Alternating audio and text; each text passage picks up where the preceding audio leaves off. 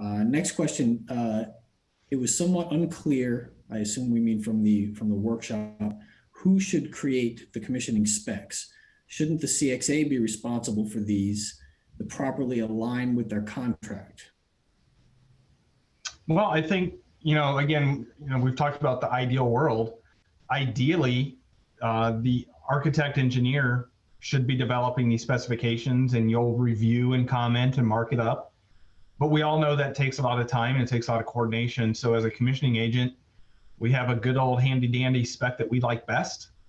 We're going to ask the architect engineer to use that version because there's a lot less editing, but the architect and engineer own it, right? It's their manual that they're going to stamp and certify at the end of the day. So they have to believe in the material within it, even though you provided it to them. So there needs to be a level of coordination, and you're really just trying to cut to the chase. Do you want to red line up every single line item to make it look like yours? Or do you just give them one to make it a little easier?